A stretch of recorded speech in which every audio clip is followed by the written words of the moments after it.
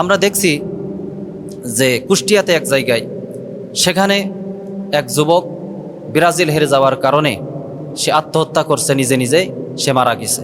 এবং চট্টগ্রামেও এক জায়গায় দেখা গেছে যে সেখানেও একজন তার দল হেরে যাওয়ার কারণে, যে দলে সে সাপোর্ট করতো সেই দল হেরে যাওয়ার কারণে সে নিজে নিজেই আত্মহত্যা করছে। সুতরাং এই খেলার নামে যেটা হচ্ছে এটা আমাদের মুসলমানের ধ্বংস করতেছে। সাথে সাথে এই খেলোয়াড়রা আমাদেরকে এত নাড়াই নিয়ে বেড়াচ্ছে, আমাদেরকে এত পরিমাণ মগ্ন রাখছে। তাহলে চিন্তা করে দেখেন যে খেলোয়াড় এরা বিধর্মী, তারা আমাদেরকে এত পরিমাণ মুসলমানদেরকে নাড়াই নিয়ে বেড়াচ্ছে, ইসলাম থেকে দূরে সরাচ্ছে। কিন্তু আমরা দাজ্জাল যখন এসে পড়বে তখন আমরা কিভাবে তার হাত থেকে বাঁচব? এক ভাই আমার কাছে প্রশ্ন করছে, বর্তমানে বিশ্বকাপ খেলা চলতেছে, এই বিশ্বকাপ খেলায় দুই ধরনের মানুষ খেলা করতেছে, এক বিধর্মী আর এক দল মুসলিম। এখন অনেক ভাই প্রশ্ন করে, অনেক ভাইয়ের ধারণা যে বিধর্মীদের পক্ষ আমরা নিলাম না, কিন্তু যেই সমস্ত খেলোয়াড় বা যেই সমস্ত দেশগুলো খেলা করতেছে মুসলিম দেশ, তাদের কি আমরা পক্ষ নিতে পারবো অথবা তাদের সাপোর্ট কি করতে পারবো? সেই ভাই প্রশ্ন করলেন, ভাই আপনি শোনেন, ইসলাম সাপোর্ট করা, এটা মুসলিম হিসেবে সাপোর্ট করা, সেটার ব্যাখ্যা বা সেটার জায়গা ভিন্ন। তবে হ্যাঁ, আপনার শুনে রাখতে হবে, জেনে রাখতে হবে, কখনোই কোনো সময় বিধর্মীদের পক্ষ নেওয়া বা তাদের সাপোর্ট করা এটা তো কিয়ামত পর্যন্ত কোনো দিনই হালাল হবে না, বা এটা জায়েজই নয় যে বিধর্মীদের পক্ষ নেওয়া বা তাদের সাপোর্ট করা। বিধর্মীদের প্রশ্ন কখনো আসতেই পারে না।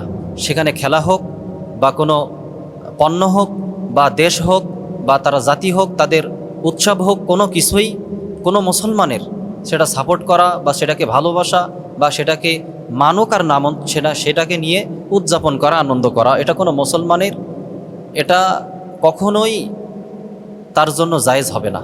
তবে হ্যাঁ, এখন প্রশ্ন হলো যে মুসলিম যে দেশগুলো আছে সেই দেশের সাপোর্ট করতে পারবে কিনা। সম্মানিত আমার ভাই, এটা জেনে রাখবেন যে খেলা হচ্ছে এই খেলাটাকে নিয়েই আগে প্রশ্ন। আমার প্রশ্ন হলো যে খেলাটা হচ্ছে এই খেলাটাই জায়েজ আছে কিনা। আপনি দলের সাপোর্ট করবেন এটা ভিন্ন, কিন্তু খেলাটাই জায়েজ আছে কিনা এটা আপনি দেখেন। যেখানে খেলার শুরু থেকেই গান দিয়ে উদযাপন করা হয়েছে, এই খেলা শুরু দিয়েই গান শুরু করে খেলাকে উদযাপন করা হয়েছে, শুরু করা হয়েছে।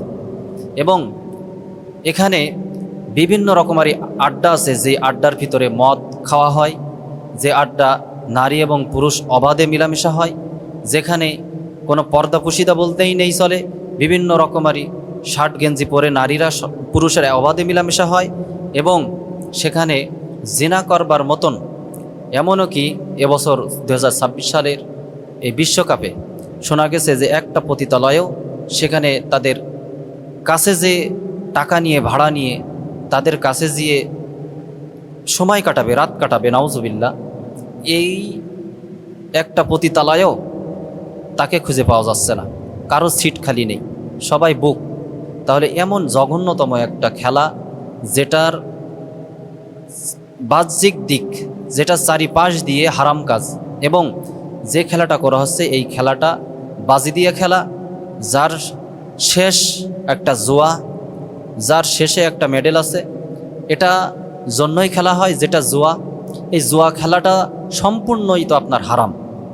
এখন আপনি দেখবেন যে সাপোর্ট করতেছেন ইসলাম দলের, কিন্তু এই ইসলামিক নাম দিয়ে, ইসলামিক দেশের নাম দিয়ে আপনি সাপোর্ট করলেন, কিন্তু আপনি সাপোর্ট করতেছেন জুয়া খেলার পক্ষে।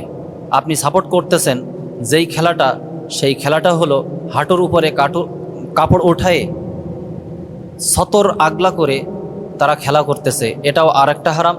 সুতরাং এখানে মুসলিম দেশ কোনো বিষয় না, এখানে বিষয়টা হলো খেলা। আর এই খেলাটা হালালভাবে হচ্ছে কিনা বা হারাম হচ্ছে কিনা, এটাই হলো বিষয়, দেশ কোনো বিষয় না।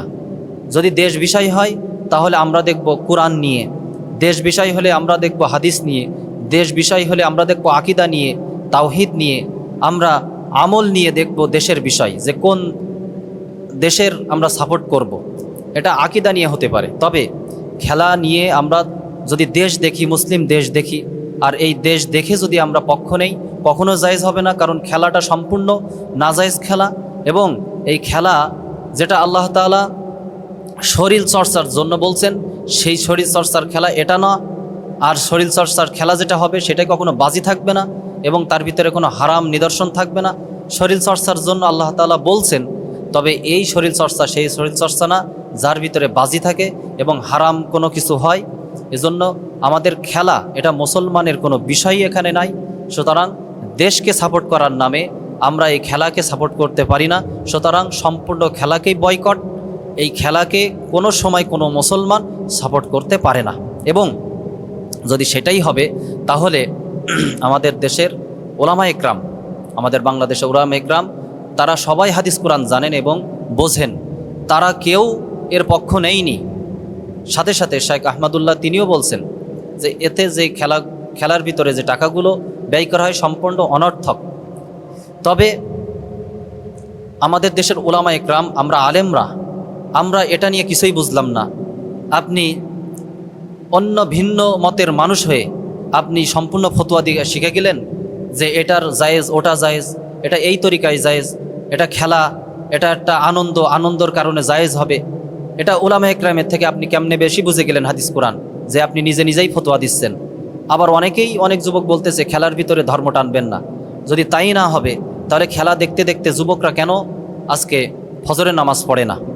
এই খেলার কারণে অনেক জায়গায় মারা যাচ্ছে, এই খেলাকে কেন্দ্র করে অনেক জায়গায় মারামারি হচ্ছে। তাহলে ইসলাম তো আর মানুষকে মারামারি শেখায় না, ইসলাম তো মানুষ দ্বিধাদ্বন্দ্বে শেখায় না, ইসলাম তো মানুষকে রাত জাগায় ফজরের নামাজ কাজা করা শেখায় না।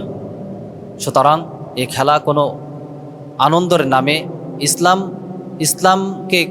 ইসলামকে এর ভিতরে ঢুকানো নাই, বরঞ্চ এই খেলা সম্পূর্ণ হারাম।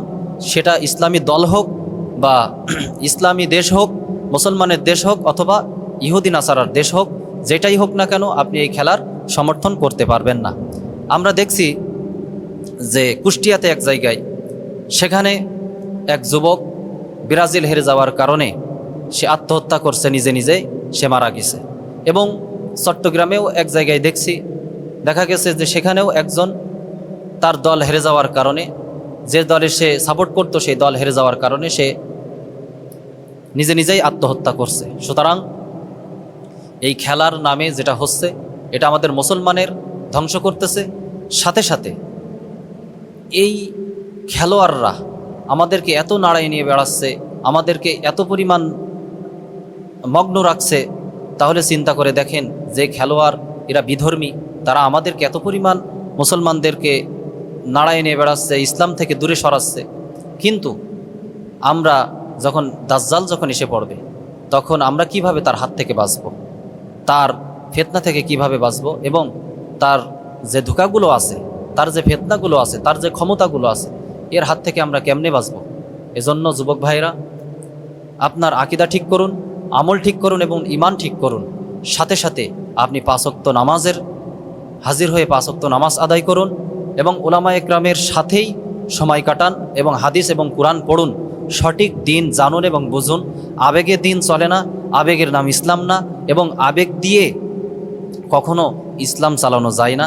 ইসলাম একটা পরিপূর্ণ ধর্ম, এটা বুঝতে হলে উলামা একরামের কাছে যাইতে হয়, অথবা নিজে বোঝার চেষ্টা করতে হয়। কিন্তু উলামা একরামের কাছে বুঝলে সেটা সবচেয়ে সঠিক সমাধান হয় এবং সঠিক বুঝ আসে।